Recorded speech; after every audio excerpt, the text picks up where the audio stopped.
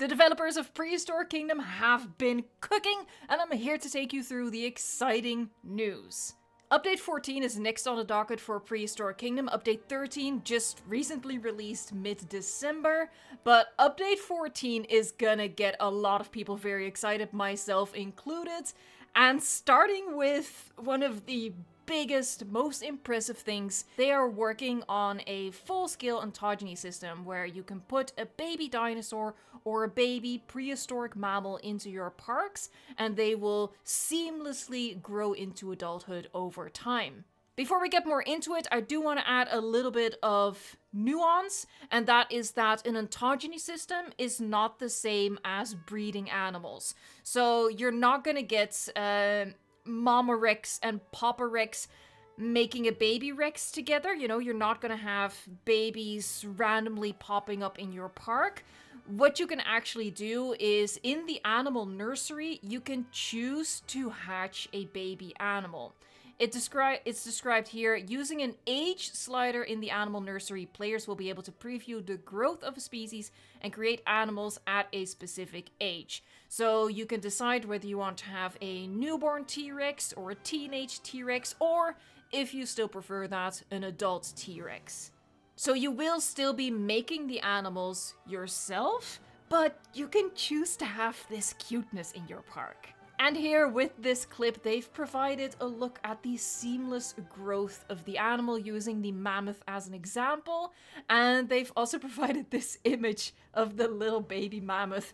It looks a little, I don't know, it doesn't look super excited to be alive, but it is, I think it's pretty cute in an almost like reluctant way. Where I feel the developers are going above and beyond is, well, honestly, just the whole ontogeny system is above and beyond, right? But what I also really appreciate is that they're giving it custom locomotion to make them more realistic as young animals who are just, for the first time, learning how to move in the world. So they describe it as, to make babies extra cute, they'll have their own locomotion to make them bouncier and more wobbly than the adults. It definitely makes the T-Rex much less intimidating. It is so cute to see. I think that's absolutely excellent and a lovely additional touch. And look at the little baby cave lion. See, this is what I mean. It's just so cute, so endearing to have baby animals in your park. I feel like it's just gonna make the experience for us as builders a lot more interesting and engaging. As has been the case with everything throughout the development of Prehistoric Kingdom, is that, you know, when they're adding new features, they're taking into account that the game is still in early access and more features are going to be coming down the line. So about that, they say, on a technical level, we're implementing ontogeny so that upcoming behaviors, such as sociality and combat, can factor in it from the start. It also allows us to observe how babies fit into the gameplay loop before more advanced features, such as breeding, are added at the end of early access. So breeding is something that they are working towards as a goal, but again, that's not the case right now. As mentioned in a previous diary, one of the benefits of this approach is enhanced sexual dimorphism. For things like mammoths, we can stop their growth early to give females shorter tusks. It'll certainly make herds look even more diverse. You can see an example of this right here. You have little babies, you have tweens, you have teenagers, and I think this one over here is the mama. You can very clearly see that she does indeed have shorter tusks. Look at the little baby tusks on this one. That's so cute.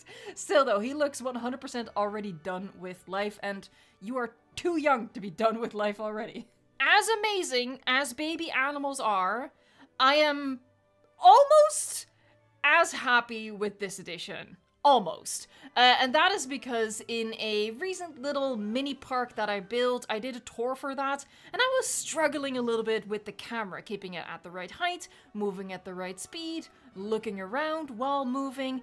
It was a little awkward, and I said during that tour that I really, really hope that they're gonna add first-person mode soon, and they are, so I'm really relieved about that. It's going to make it a lot more easier to show the parks you build, to experience the parks you build. And I think for me, it's going to be a big motivator to build more in the game, knowing that I can showcase them the way they are supposed to be experienced. So yeah, first person mode. This highly requested feature will let players explore their park from the eyes of a human, walking, running, and jumping their way around the zoo. We'd really like for players to be able to interact with attractions such as binoculars, and in a later update incorporate basic managerial tasks such as refilling feeders or cleaning dung in exchange for an upfront cost. We feel this would not only increase the sense of Prehistoric Kingdom being your zoo, but provide a more active way for players to engage with the park itself alongside staff. So the baby dinosaurs, the ontogeny system, and the first person mode is what's coming in update 14, the next update. They're not giving like a timetable on when we can expect that, but I'm hopeful that it can be relatively soon. And of course, subscribe to the channel to stay up to date on Prehistoric Kingdom so you know exactly when these babies are gonna be dropping. The dev diary also looks at the future, and I want to go through this a little bit more quickly. So included in the future, so this is after update 14, is going to be sociality and herding.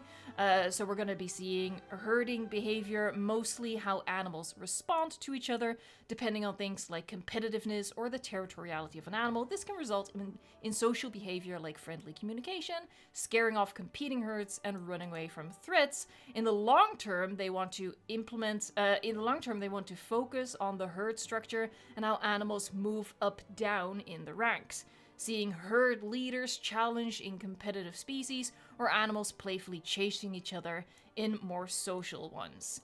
It's also going to introduce mixed herding, which I think is really, really clever and really lovely, and that is that small species will essentially magnetize to larger ones. So basically, looking for protection from larger species. And you can see in this example that, you know, a tiny herd of dinosaurs is around the Brachiosaurus. I can't quite tell what these are, maybe Drysaurs. But yeah, they like sticking around the larger species because it makes them feel safer.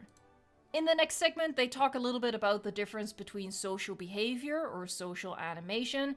So for example, a social behavior is what we see right here, right? The smaller species hanging around the larger species. That's a behavior. A social animation is something that we're familiar with from Jurassic World Evolution 2, for example, wherein, and they describe this as well in the paragraph, two or potentially more animals perform a scripted, fully animated animation. That's not currently what they're working on. They will be focusing on the social behavior, so animal AI. Not only are social animations out of our current budget, we have problems with seamless ontogeny and individual size variation that can only be solved with a heavy tech investment. And they mention in this dev diary several times that they don't have the current budget, and that's why they start the dev diary, and I want to point that out as well, that they have a Patreon where you can support the game throughout the early access process. Because again, the game is still just in early access, it's not fully complete.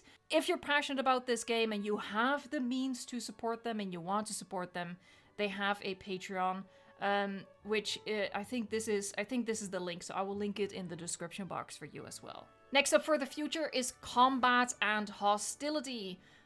Combat is being designed as a dynamic system, making use of triggerable attacks and additive animations. We're going to see an example of that in a little bit. This will allow animals to injure each other while moving around and perform actions such as biting or horn stabs. I don't think we should be thinking of it in terms of like the kind of animations, the scripted animations that a Jurassic World Evolution 2 has. It's more variable, it's more dynamic, as they say. And the example that we have of this here is that they're combining a threatening pose, which means the animal just lowers itself down a little bit. They can throw a roar in there, they can add forward movement, they can add a bite, and all of those are separate animations, but putting them together creates for like this threat display, right? Whereas again in Jurassic World Evolution 2, combat is dinosaurs performing a certain animation for their species. With that in mind, here are some mock-up images using our current library of prototype animations. They depict an incoming attack, bite, and hit reaction. I'm really gonna go through the next ones very quickly. I've already taken way too much time, but that's just because I'm excited. So next up, Paleobotany. They're gonna be adding Paleobotany plants for all of the biomes that are available in the game. They're gonna be revamping terrariums. Currently, we have terrariums for the Microraptor and the Archaeopteryx, and you know, they're the same standard, like small habitats that you can, you know, put trees into for the animals to do their looped animation. And we're gonna get 3 different variations: amphibious, arboreal, terrestrial. Arboreal is kind of the one we already have. And here you have an example of 2 of the terrestrial terrariums that they're gonna come up with. With this needing to be highlighted that it is a very early mock-up, not the final design, but this just gives an idea what they're working towards. You know, currently we have 1 type, which suits the 2 habitat species we have, but we're gonna get 2 more variations that's going to suit more species. Because what we have on the shortlist right now, again, we have Archaeopteryx and Microraptor. They will be joined by Compsognathus, Tiktaalik, and Yi, with more being revealed later this year. And they have some concept art for these species already, which, as per usual with the animals in this game, looks so cool, so interesting. I love their take on the animals, and especially the skin designs. Just top notch. And the final and one of the biggest highlights that is coming to this game are flat rides. Inspired by real zoos and fun fairs, we've begun looking into potential flat rides to add to Prehistoric Kingdom. These researchable modules would add a significant amount of attraction points to the park rating, giving guests something to do when they're not watching animals behind fences. In particular, we've been considering a Ferris wheel, a theater, and a hot air balloon that would float straight up and down, giving guests a good view of the park.